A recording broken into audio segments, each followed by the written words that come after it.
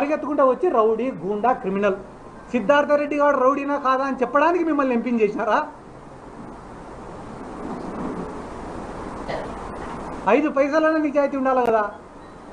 పిల్లల్ని గారవంగా చూసుకునే తల్లిదండ్రులు ఉంటారు, అల్లారు ముద్దుగా చూసుకునే తల్లిదండ్రులు ఉంటారు.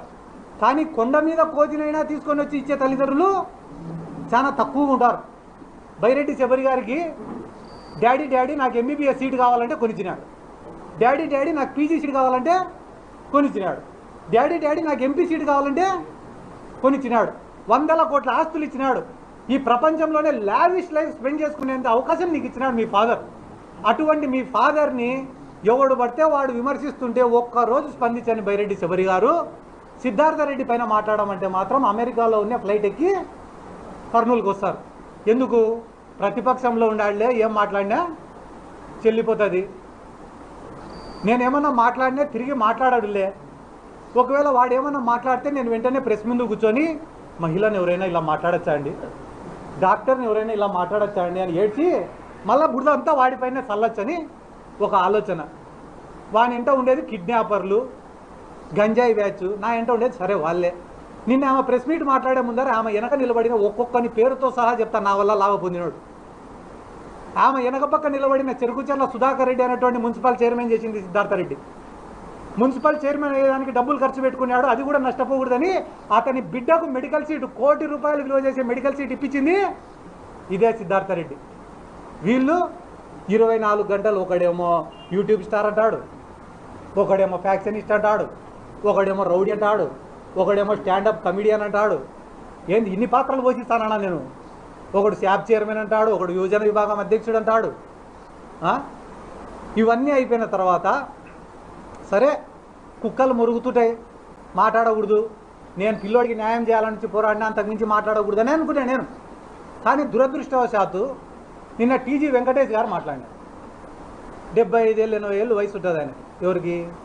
టీజీ వెంకటేష్ గారికి. ఆయన నా పేరు ప్రస్తావించకుండా నిన్న మొన్నటి వరకు నాకు కొంచెం ఇష్టం ఉండింది, ఆ ఇష్టం కూడా పోయింది. ఇప్పటి నుంచి మేము కూడా ఏందో మా కథ ఏందో చూపిస్తాము. వాస్తవం చెప్పాలంటే సార్, నిజం చెప్తాను సార్, టీజీ వెంకటేష్ గారు మీరు కూడా చూస్తుంటారు, నాకు మీరంటే కూడా చాలా అభిమానము, రెస్పెక్ట్ సార్. దేశవ్యాప్తంగా ఒక పేరు, ఒక గుర్తింపు ఉన్న నాయకులు మీరు కూడా, మీరంటే కూడా నాకు చాలా రెస్పెక్ట్. కానీ ఎప్పుడైతే నిన్న మీరు మాట్లాడిన మాటలు విన్నానో మీ పైన ఉండే ఆ రెస్పెక్ట్ కూడా పోయింది సార్. మీకు ఎట్టయితే నా మీద ఇష్టం పోయిందో మీ పైన రెస్పెక్ట్ కూడా నాకు పోయింది. ఎందుకంటే మీరు మాట్లాడిన మాటలు ఎంత డబ్బులైనా పెడతా, ఎంత డబ్బునైనా వారిస్తా, మీడియానైనా కొంటా, పోలీసునైనా కొంటా, జ్యుడిషియరీనైనా కొంటా, రాజకీయ నాయకులైనా కొంటా, నా ముందు ఎవడైనా కూడా బానిసల్లాగా బతకాల్సినంత అహంకారంతో మాట్లాడినారు సార్ మీరు. మీ వయసుకు మీరు మాట్లాడే మాటలు కానే కాదు. పిల్లల మేమేమన్నా మాట్లాడుకోవచ్చు, అట్లీస్ట్ మీ కొడుకైనా మాట్లాడచ్చు, కానీ సార్ మీరు మాట్లాడే మాటలు కానే కాదు సార్. ఏమంటున్నారు సార్ మీరు? రాయలసీమలో మీసాలు తిప్పుకొని తిరిగిన వాళ్ళు కూడా నా ముందర మీసాలు దించుకున్నారంట. ఎవరో 4 పేర్లు చెప్తే సార్ ఇంటా సార్ నేను కూడా. ఎవరు వాళ్ళు మీసాలు దించుకునే వాళ్ళు? బైరెడ్డి రాజశేఖర రెడ్డి, మా కాడసాని రాంభూపాల్ అన్ననా, లేకుంటే మా ఎదురూరు విష్ణు అన్ననా, లేకుంటే కేఈ ప్రభాకర్ గారా? ఎవరు వాళ్ళు మీసాలు దించుకునే వాళ్ళు? ఎవరు సార్? పేరెత్తితే చాలు ఓ అని అరుస్తారు. అది ఎవరు పేరెత్తినా అరుస్తారు. మా పార్టీ వాళ్ళ పేర్లు ఎత్తినా అరుస్తారు, వాళ్ళ పార్టీ పేరెత్తినా అరుస్తారు. అంటే ఏమన్నా పేడు ఎన్నిసార్లు ఓ అని అరుస్తే ఏమన్నా డబ్బులు ఇస్తారో నాకైతే తెలీదు. అక్కడ ఉన్న వాళ్ళు 50% ఎవరెవరు నా పైన సోషల్ మీడియాలో ఒక పోస్ట్ పెడితే గలీజ కామెంట్స్ పెట్టేవాళ్ళు ఎవరో నాకు తెలుసు.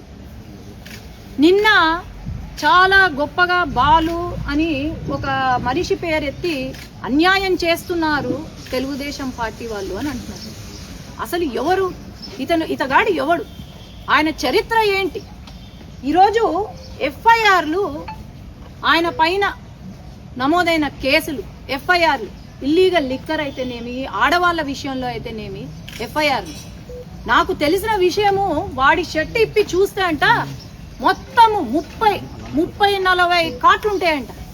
ఓ 10 మంది అమ్మాయిల పేర్లు ఉంటాయంట. ఆడు చేసేది ఏంటి అంటే అమ్మాయిలకు లైన్ వేయడము, వాళ్ళను హరాస్ చేయడము, బ్లాక్మెయిల్ చేయడము, హరాస్ చేయడము, ఇది వాళ్ళు చేసే పని.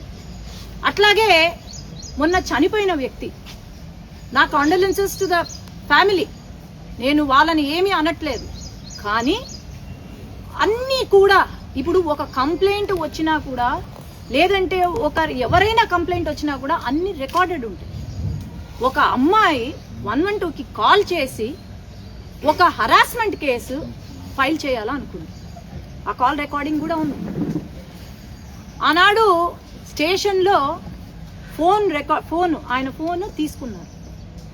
ఆ ఫోన్లో ఏంటిరా అని చూస్తే ఎంతోమంది అమ్మాయిలను బ్లాక్మెయిల్ చేస్తూ వాళ్ళ వీడియోస్ రికార్డ్ చేస్తూ, ఆ ఫోన్లో ఆ వీడియోస్ ఉన్నాయి, రికార్డ్ చేస్తూ గూగుల్ పే, ఫోన్పే నుండి డబ్బులు తీసుకుంటూ బయటికి వచ్చింది.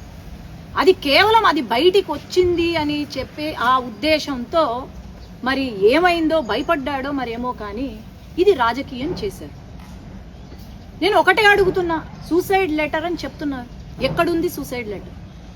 ఒక జెరాక్స్ కాపీ చూపించి, అసలు అది ఎవరు రాశారో కూడా తెలీదు, ఇన్వెస్టిగేషన్ టీంకి ఇవ్వమంటే ఒక జెరాక్స్ కాపీ ఇచ్చి ఒరిజినల్ లెటర్ ఇవ్వమంటే ఇంతవరకు on record original suicide letter ఇవ్వలేదు.